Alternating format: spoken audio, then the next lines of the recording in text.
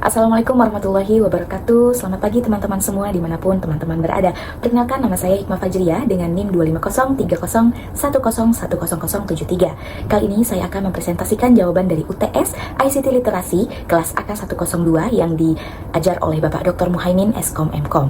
Literasi TIK, AI, dan data mining. Yang pertama, apa itu literasi TIK dan masyarakat 5.0? Literasi TIK adalah kemampuan untuk memahami, menggunakan, dan memanfaatkan teknologi informasi dan komunikasi dengan baik. Ini juga mencangkup kemampuan mengoperasikan perangkat digital, menggunakan internet, memahami keamanan data, dan mengelola informasi secara tepat. Jadi definisi literasi TIK ini bukan hanya sekedar teman-teman sudah menggunakan teknologi informasi dan komunikasi aja, tetapi bagaimana teman-teman itu menggunakannya itu paham dan memanfaatkan teknologi informasi dan komunikasi dengan baik dan benar. Selanjutnya adalah definisi dari masyarakat 5.0. Masyarakat 5.0 ini adalah konsep masyarakat yang mengintegrasikan teknologi seperti artificial intelligence, Internet of Things, big data, dan robotika untuk meningkatkan kualitas hidup manusia. Nah, dalam Society 5.0 ini, teknologi digunakan untuk mendukung manusia dan menyelesaikan permasalahan sosial. Lalu teman-teman bertanya-tanya nih, apa sih hubungan antar keduanya, antara literasi TIK dengan masyarakat 5.0? Nah, hubungan antar keduanya adalah literasi TIK menjadi dasar utama sebagai landasan dasar agar masyarakat siap dan juga mampu untuk menggunakan teknologi pada era Society 5.0. Terus kenapa literasi TIK ini kok menjadi dasar utama, kok menjadi landasan utama? Karena balik lagi ke definisi dari literasi TIK, teman-teman. Bagaimana teman-teman ini bisa memahami, menggunakan, dan memanfaatkan teknologi informasi dan komunikasi dengan baik dan benar. Makanya tanpa adanya literasi TIK, masyarakat nggak bisa beradaptasi dengan kemajuan teknologi dan akan tertinggal. Yang kedua, peran pengguna TIK dalam konteks artificial intelligence atau biasa kita sebut dengan AI. Nah, yang perlu teman-teman ketahui, peran pengguna TIK dalam konteks AI ini terbagi menjadi 5 peran. Pertama adalah sebagai user atau pengguna. Nah, ini adalah peran paling dasar, yaitu teman-teman menggunakan aplikasi atau layanan berbasis AI seperti Google Maps, Google Gemini, atau ChatGPT. Kedua adalah data provider. Pengguna memberikan data yang dipakai untuk melatih atau mengembangkan AI, baik secara sadar maupun tidak. Kenapa baik secara sadar maupun tidak? Karena teman-teman, kita ini sebagai user, misalnya saya sebagai user atau pengguna, secara tidak langsung saya ini telah memberikan data yang nantinya akan dipakai oleh AI untuk dia melatih atau mengembangkan sistemnya. Misalnya teman-teman memberikan rating yang akan dianalisis oleh AI. Lalu yang ketiga adalah sebagai data analis, mengolah dan menganalisis data untuk menghasilkan pola yang kemudian digunakan oleh AI.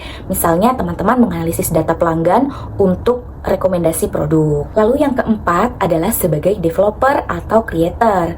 Nah, developer atau creator ini berperan sebagai pembuat atau pengembang model AI, aplikasi berbasis AI atau sistem otomatisasi. Misalnya, teman-teman membuat model machine learning untuk memprediksi penjualan. Yang terakhir adalah decision maker, menggunakan informasi dan hasil analisis yang diberikan oleh AI untuk mengambil keputusan yang tepat.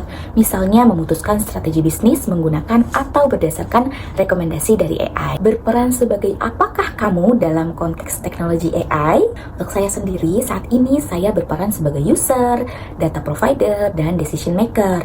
Kenapa user? Karena saya kerap menggunakan aplikasi-aplikasi berbasis AI seperti Google Maps atau Google Gemini. Lalu selanjutnya, kenapa saya berperan sebagai data provider? Secara tidak langsung teman-teman ya, saya ini sebagai user telah menjadi data provider ke AI.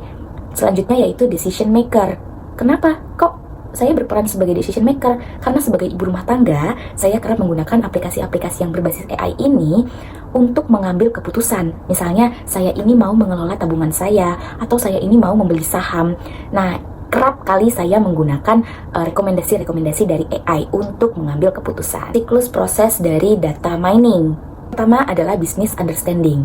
Business understanding ini adalah tahapan awal untuk teman-teman memahami tujuan bisnis dan masalah yang ingin diselesaikan melalui data mining. Contohnya, Sebuah aplikasi e-commerce ingin mengetahui pola pembelian pelanggan untuk meningkatkan penjualannya. Tahapan kedua ini, kita akan melakukan pengumpulan data awal, mengecek kualitas data yang diambil, dan memahami karakteristik data tersebut. Contohnya ya, aplikasi e-commerce tersebut mengumpulkan sejumlah data transaksi, meliputi tanggal pembelian, jenis produk, harga, usia pelanggan, dan juga lokasi. Tahapan ketiga adalah data preparation, membersihkan, memilah, dan memilih menggabungkan, dan memformat data agar siap untuk dianalisis.